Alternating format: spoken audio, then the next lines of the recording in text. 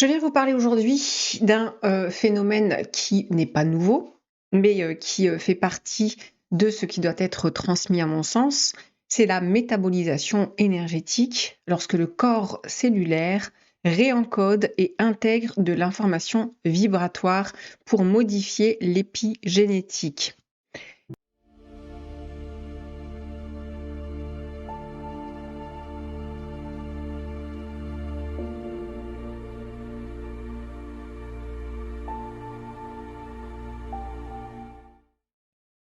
Aujourd'hui, il est mis en évidence que le corps cellulaire, et plus précisément le corps cellulaire de la mémoire génétique, ne se contente pas uniquement d'enregistrer les expériences passées vécues par nos aïeux ou par nous-mêmes, mais cette mémoire peut aussi se transformer, se réorganiser et se métaboliser au rythme de ce que nous vivons, ressentons et vibrons dans notre présent. À savoir que pour moi, ce n'est pas le mental réflectif qui transforme, c'est en premier lieu ce qui est saisi dans la vibration du corps, dans la résonance profonde du vécu. Le mental, dans un premier temps, ne fait qu'interpréter, suggérer, il récupère dans ce qu'il a en référence, ce qu'il connaît. Et parfois, justement, le mental arrive à saturation. Et le mental est intelligent et il y a une force, c'est que après coup, il peut mettre en mots, mais pas dans un premier temps. Pour moi, la métabolisation énergétique, c'est pas un concept qui est abstrait, ni une métaphore spirituelle New Age, mais c'est un phénomène qui est observable et qui est décrit au moins en partie par les sciences contemporaines, en particulier les études réalisées en épigénétique. Si vous voulez aller voir les études qui sont faites, vous pouvez trouver facilement. Aujourd'hui, on a accès à de l'information. Donc, je vous laisse aller faire vos propres recherches. Certaines études en épigénétique montrent que nos expériences, traumatismes, stress, ruptures, violences, mais aussi les éveils, guérisons et transformations, laissent des marques biochimiques sur notre ADN au niveau du génome. Ces marques ne modifient pas la séquence génétique, mais elles activent, désactivent ou modulent certains gènes dans leur expression. Elles influencent par exemple la sensibilité émotionnelle, notre système nerveux, notre rapport au monde et parfois, souvent même, à ce qui se transmet d'une génération à l'autre. Autrement dit, ce que nous vivons devient de l'information énergétique, psychogénétique, biologique. Mais ce qui est encore plus fascinant et profondément libérateur, c'est que ces marques peuvent changer. La science commence à documenter que la conscience, l'environnement, l'expérience émotionnelle, les thérapies, la prise de conscience, la libération des mémoires peuvent modifier l'expression génétique et transmuter les empreintes du passé. C'est exactement cela, la métabolisation énergétique. Le moment où un individu prend conscience d'un schéma inconscient, d'une mémoire ancienne, d'une blessure, d'un héritage qu'il porte et où cette conscience produit une nouvelle information qui s'intègre progressivement dans la matière jusque dans le corps cellulaire. Alors, on a plusieurs, on va dire, épisodes dans l'histoire de l'humanité où on a engrammé de la mémoire et on a, comme dans le corps cellulaire, différentes mémoires. On a des mémoires archaïques qui émanent du pulsionnel du vivant. On a des mémoires émotionnelles, primaires. On a des mémoires ensuite qui vont être générationnelles, qui vont être mentales, sentimentales. Et ici, elles sont toutes héritées à la fois des lignées transgénérationnelles, pas seulement que familiales, mais aussi de toute l'histoire du vivant. Tout ça, c'est inscrit en nous. Le corps cellulaire est donc une mémoire qui est vivante et vibrante. Chaque cellule n'est pas seulement un assemblage biologique, elle est aussi un réservoir d'informations. un lieu où se déposent les traces du vécu, les empreintes émotionnelles, les réactions de survie et les expériences des générations précédentes. On a une première comme couche de mémoire, une strate, qui est la mémoire archaïque, qui est comme la couche la plus ancienne du vivant, pas que de l'humain, du vivant, j'insiste là-dessus. Au cœur des cellules, certaines réponses viennent des milliers d'années d'évolution du vivant. Ces mémoires archaïques, elles sont pulsionnelles, issues de la vie et de la reproduction du vivant, et issues de l'émotionnel primaire, de la survie de l'espèce. On a déjà 2 strates ici de mémoire. L'élan vital, pulsionnel, qui guide et érige le vivant, la force libidinale qui permet la reproduction et la sélection naturelle qui va permettre la survivance des espèces, elle est chez l'être humain la plus puissante, cette force, car elle contient l'entièreté des forces pulsionnelles sans aucune limite du vivant. Cette force pulsionnelle de reproduction de la vie n'est régie chez l'être humain par aucune période de chaleur, de rut, cyclique. Non, elle est ouverte, elle est pulsionnelle dans toute sa dimension qui est hyper puissante. C'est une force qui est puissante et qui est très constante et que l'être humain, au fil des générations, va devoir apprendre à maîtriser. Puis, on a les réflexes émotionnels primaires, 3 émotions, les réflexes de protection, de vigilance, de fuite, de figement, de reliance, qui émanent et font vibrer le corps émotionnel primaire. J'ai indiqué ça dans Révélessence si vous voulez aller voir le livre. Émotions primaires, tout le vivant aussi a ses émotions primaires, qui sont l'autopréservation. La préservation est reliée chez nous, on va dire, a été traduite comme la peur. Ensuite, on a l'autoprotection, protection de ressources, force agressive, la colère. Et on a la joie, le jeu et la reliance, donc c'est la joie, qui permet le jeu entre congénères, mais aussi interespèces.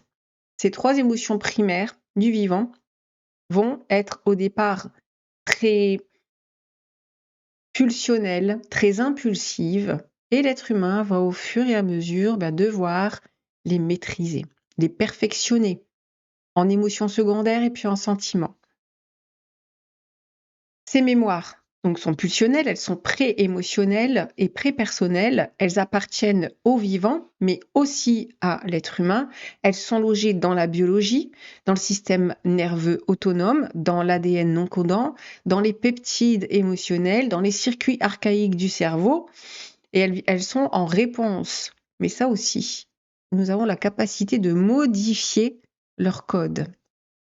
Donc, ces mémoires-là ne résonnent pas dans le sens du raisonnement mental réflectif, elles se reconnaissent, elles se ressentent, elles vibrent et participent aussi au métabolisme reproducteur du vivant.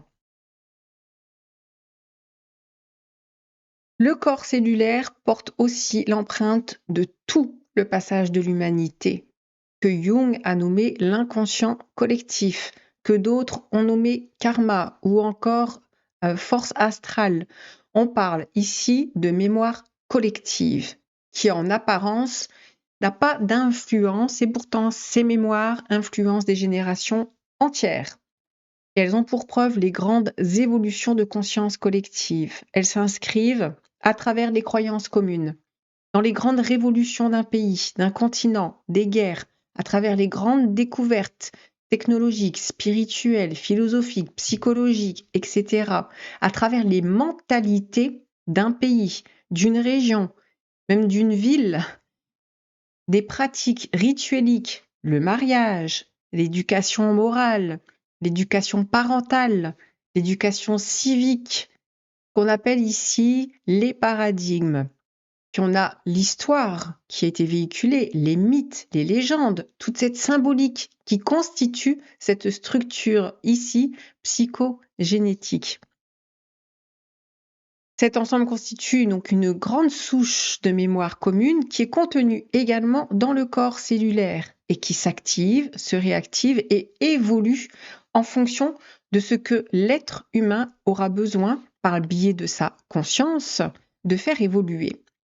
Cette évolution, ça va être à travers parfois un seul être ou certains êtres, comme des courants d'information qui traversent une personne ou une population pour faire évoluer les paradigmes et les mentalités. Et puis, nous avons ensuite, par voie de conséquence, une mémoire qui va être familiale, une mémoire qui va être psycho-émotionnelle. Le corps cellulaire porte donc aussi l'empreinte de notre lignée.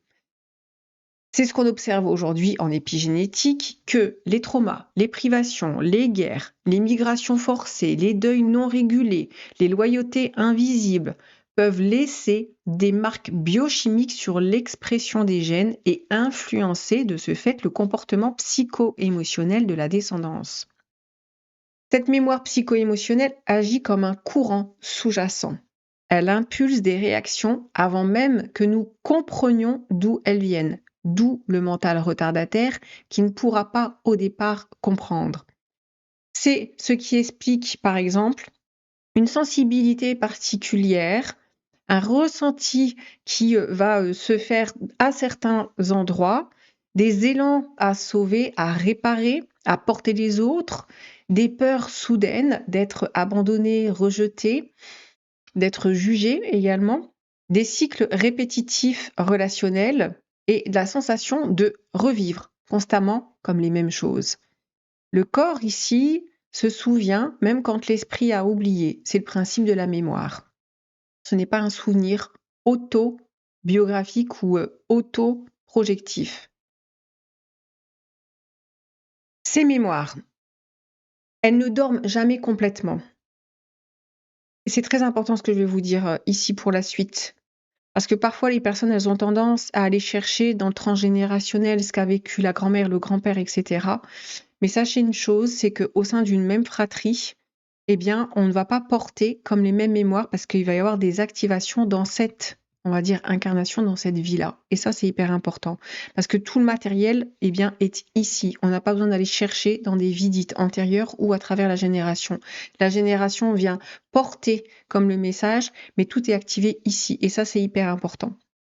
Donc, ces mémoires ne dorment jamais complètement. Elles demeurent en toile de fond, comme des empreintes silencieuses qui s'éveillent lorsque la vie appuie sur une zone sensible de l'histoire, de notre histoire. Elles auront besoin, ces mémoires, d'être réactivées à travers des expériences et des situations de vie. C'est par un choc émotionnel, une séparation, un deuil, une naissance, un passage initiatique, un déménagement, une maladie, une rencontre marquante ou même une situation qui, en apparence, est banale, mais qui résonne avec un ancien vécu. Car la mémoire, encore une fois, elle est vibrante et elle est vivante. Lorsqu'un événement extérieur touche une fréquence déjà inscrite dans notre corps cellulaire, celui-ci réagit avant même que le mental n'ait le temps de formuler une quelconque pensée. Le corps reconnaît la vibration. Il réagit à partir de la mémoire, non à partir du présent. C'est comme si une ancienne scène cherchait à se rejouer et qui fait ressentir alors une intensité parfois disproportionnée. Ça peut être des mouvements de panique, de colère, de retrait, d'hypersensibilité, de confusion, de déconnexion, ou au contraire du contrôle, là où le mental justement va vouloir contrôler. Ces réactivations ne sont pas seulement des reviviscences du passé, ce sont des moments de dégel où des couches de l'histoire personnelle, familiale ou collective remontent pour enfin être éprouvées, entendues, reconnues et consolées. Souvent, et pour ne pas dire toujours, le premier terrain de réactivation va se faire dans l'enfance, parfois in utero, car la mémoire qui aura besoin d'être conscientisée, traitée et réinformée doit commencer à entrer en vibration et en résonance dans l'enfance. C'est pour ça que les événements dans l'enfance, en fonction de ce que les parents vont vivre à ce moment-là, en fonction des, des, des situations, va marquer un enfant au sein d'une fratrie et pas un autre. Si on partait du principe que nous portions on porte tous les mêmes mémoires, effectivement, mais il va y avoir quand même une espèce de sélection et une vibration qui va entrer en résonance plus chez un enfant que chez un autre. Et il va y avoir comme ça des choses qui vont s'activer. C'est pour ça que d'une fratrie à l'autre, d'un frère ou d'une sœur à l'autre, nous n'allons pas travailler sur les mêmes mémoires ou les ressentir ou les vibrer de la même façon parce que, eh bien, ça va être en fonction de ce qui sera vécu dans l'enfance. Et c'est hyper important. Je le répète parce que sinon, les personnes, elles auront tendance à aller chercher du bagage, on va dire, dans la génétique, généalogie, alors que on a une inscription ici qui s'est faite et qui peut permettre justement de pouvoir y travailler et de mettre de la conscience.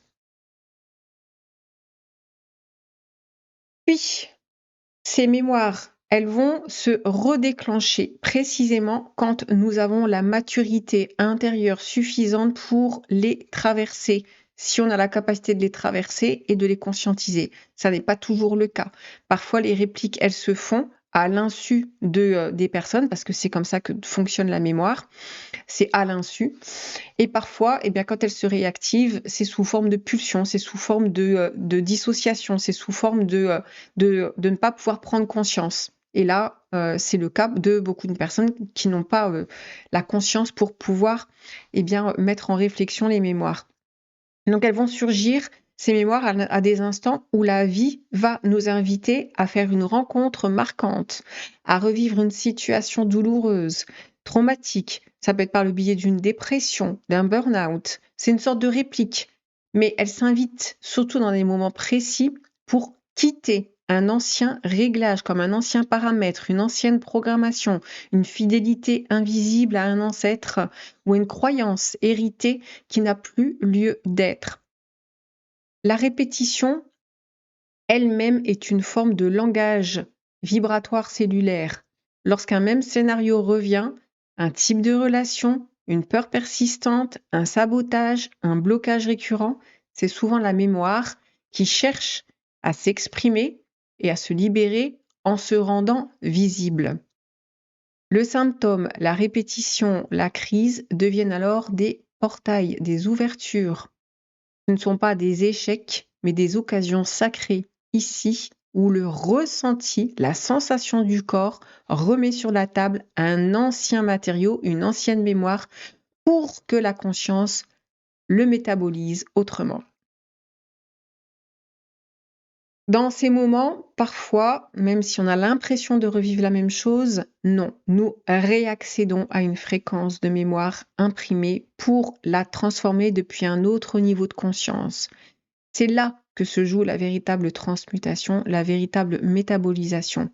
Non pas dans le déni ou la lutte, mais dans la capacité à accueillir ce qui remonte, à l'écouter dans sa vibration, dans la résonance, à laisser le corps traduire avant le mental, j'insiste, ce qui cherche à être véhiculé, ce qui cherche à être éprouvé.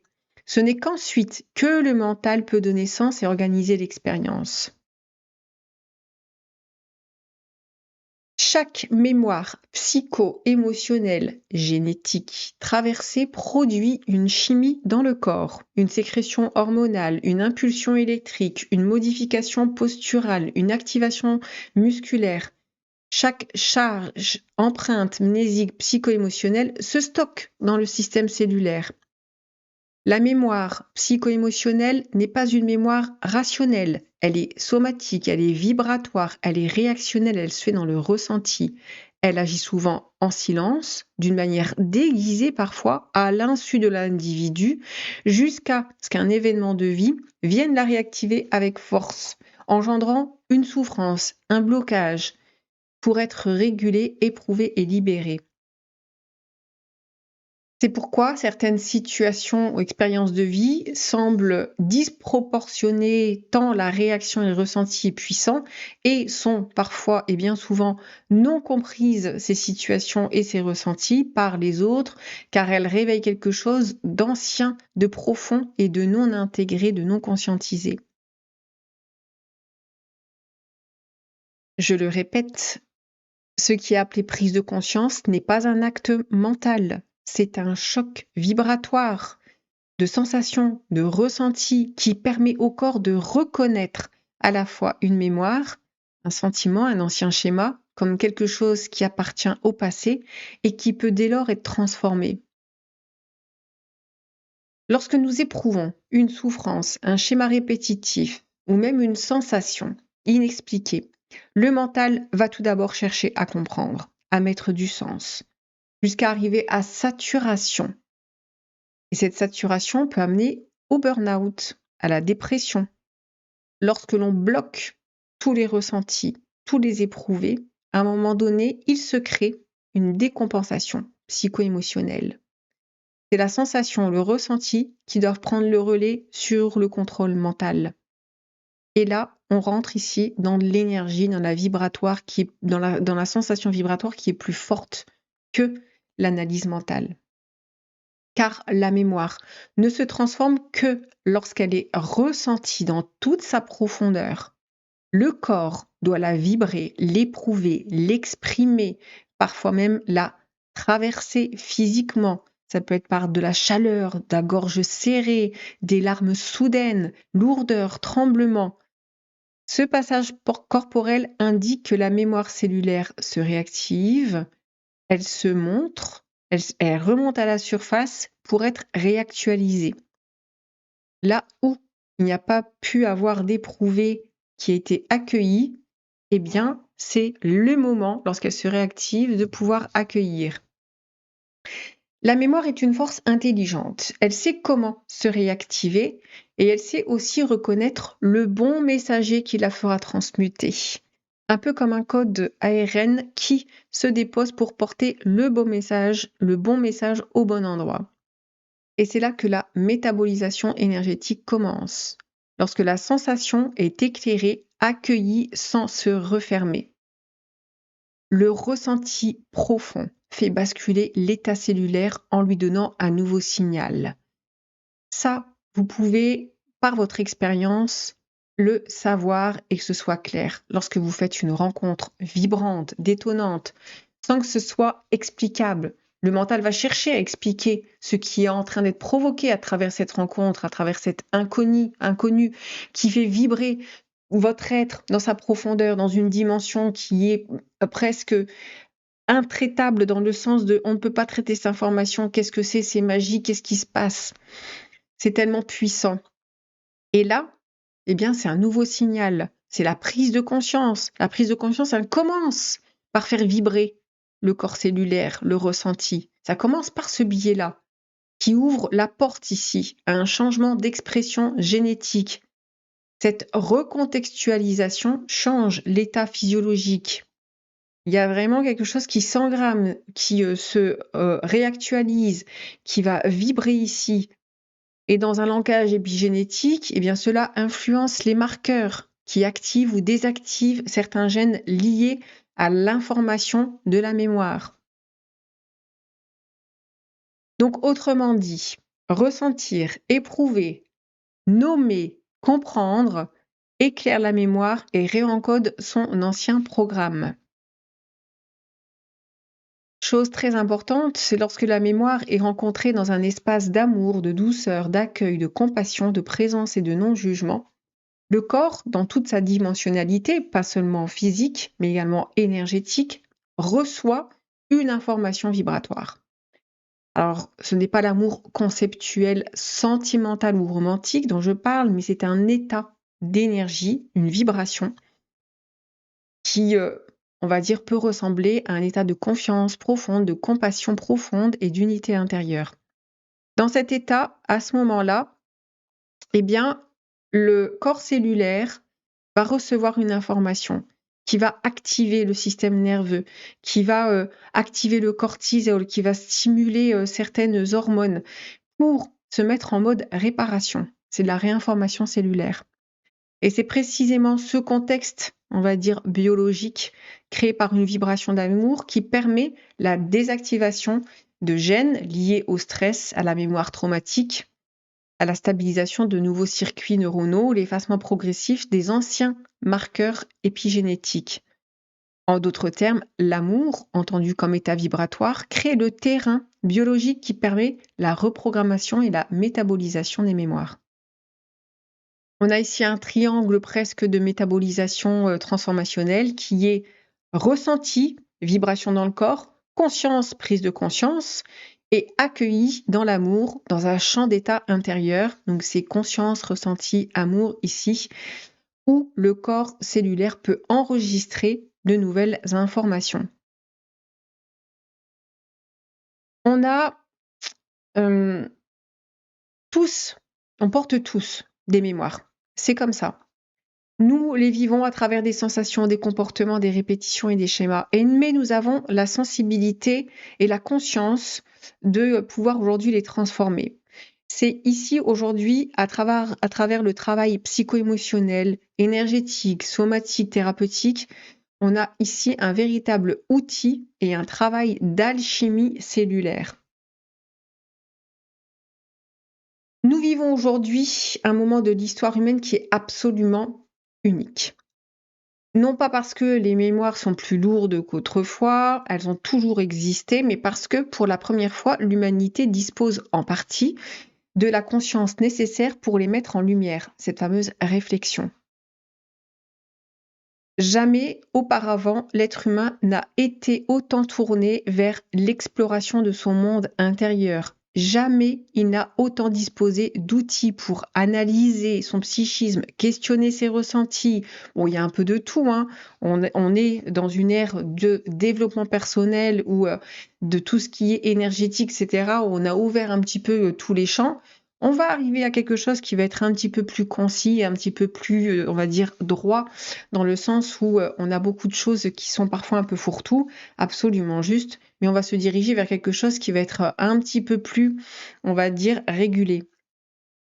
Cette capacité ici à regarder en soi-même, c'est une évolution incroyable, à réfléchir sur ce qui agit en nous. Ça ouvre un champ qui était inaccessible à nos ancêtres.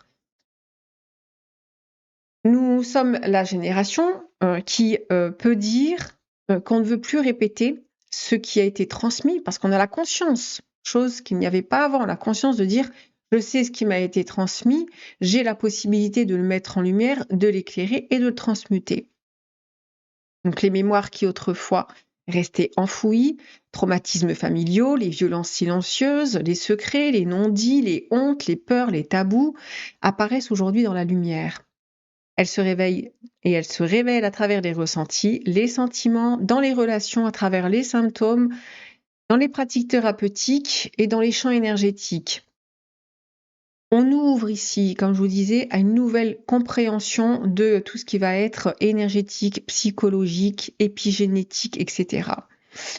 Parce que tout converge aujourd'hui vers comme un même sens. Nous ne sommes plus condamnés à vivre aveuglément ce que les lignées ont porté et que la mémoire n'est pas un fatal destin, c'est juste une matière vivante et vibrante dont nous avons besoin d'être en pleine maîtrise. Pas de contrôle, une maîtrise des corps, pas une maîtrise mentale, pas une maîtrise de contrôle mental, absolument pas. C'est une maîtrise énergétique, physique, physiologique, biologique. C'est là où je parle ici de cette fameuse métabolisation énergétique. Nous assistons en ce moment même à une accélération vibratoire du monde. On en entend beaucoup parler, c'est vrai. Mais pourquoi et qu'est-ce qui est en train de se passer? Parce que notre époque est très rapide, elle est instable, elle est parfois délétère et parfois très exigeante pour ceux justement qui sont amenés à travailler sur les ressentis, la mémoire. Ça demande parfois une certaine exigence et une certaine rigueur. Ce chaos apparent n'est pas une erreur, il agit comme un grand catalyseur. On est dans une grande catharsis. Et il pousse ici les mémoires à remonter plus vite. C'est pour ça que pour moi, en 2026, nous allons assister à énormément de remontées des mémoires pour les personnes qui auront besoin de faire remonter, eh bien, à travers leur corps cellulaire, certaines mémoires. Donc, c'est une remontée qui va être plus rapide, qui va être très intense, à travers des blessures relationnelles, des ruptures, des symptômes, des somatisations, des burn-out, des crises existentielles et des effondrements. Parce que l'être humain ne peut plus contenir les anciennes charges comme l'ont fait nos ancêtres, car il gagne en sensibilité psychique, physique, émotionnelle, vibratoire, ce qui fait qu'il ressent plus fort les charges issues des mémoires. Notre corps cellulaire ici vibre et parle plus fort et notre conscience appelle à l'entendre. C'est une période de basculement, on en entend beaucoup parler, où l'être passe de la survie réactive à la transmutation consciente. Pendant des millénaires, toute une ère, l'être humain vivait sous l'empire et l'emprise des mémoires inconscientes, répétant automatiquement les schémas hérités sans vraiment en avoir conscience de ce qui était transmis comme un espèce d'héritage invisible, ce fameux inconscient. Et aujourd'hui, cet héritage est rendu visible. Donc on peut identifier les mémoires, les ressentir, comprendre leur origine et les métaboliser jusqu'à la dissolution, parce que oui, la dissolution est possible. C'est un tournant qui est historique, car la transmutation individuelle, c'est toujours l'individu qui transmute, c'est pas collectif dans le sens où on transmute pour les autres, non, ça doit passer par l'individu. Aujourd'hui, cette transmutation, c'est plus on va dire un chemin qui est marginal ou destiné à des illuminés qui seraient en marge de la société. Non, c'est vraiment un mouvement qui est collectif. C'est un mouvement qui est qui va devenir naturel et très évolutif. Donc la métabolisation énergétique n'est pas juste une image, on va dire poétique ou spirituelle dans le sens de spiritualité New Age. C'est un processus, à mon sens, qui est réel, qui est cellulaire, qui est psychique, qui est vibratoire et qui permet le passage entre une ancienne mémoire, souvent inconsciente au départ, ancestrale et transgénérationnelle, qui passe d'un état cristallisé, c'est-à-dire figé à un endroit, à un état qui est intégré, qui est digéré et transmuté. Cette mémoire, elle vibre dans le corps, dans une fréquence qui influence les choix, qui influence notre objectivité que l'on croit objective, qui est très subjective finalement, nos comportements, même notre santé et notre destinée relationnelle. La métabolisation énergétique commence lorsque cette mémoire remonte à la conscience sous la forme d'une souffrance, d'un inconfort qui est ressenti. C'est là où le prélude de la métabolisation arrive, parce que le corps dit ce qui est enfoui doit maintenant être relu. Ce qui était gelé doit être éprouvé et ce qui était transmis doit être transformé. C'est pourquoi l'être humain aujourd'hui, il passe de l'être humain qui réagit aux mémoires vers l'humain qui transforme et transmute depuis un nouveau champ de conscience. Ce champ de conscience, il est réflectif, c'est-à-dire que c'est une réflexion intérieure qui permet de re-questionner, de revisiter et de relire certains passages de l'histoire de l'humanité. Donc la métabolisation énergétique n'est pas seulement une guérison, c'est un passage évolutif, un changement d'état, un saut quantique vibratoire et une naissance intérieure. Prenez bien soin de vous, à très bientôt, bye bye.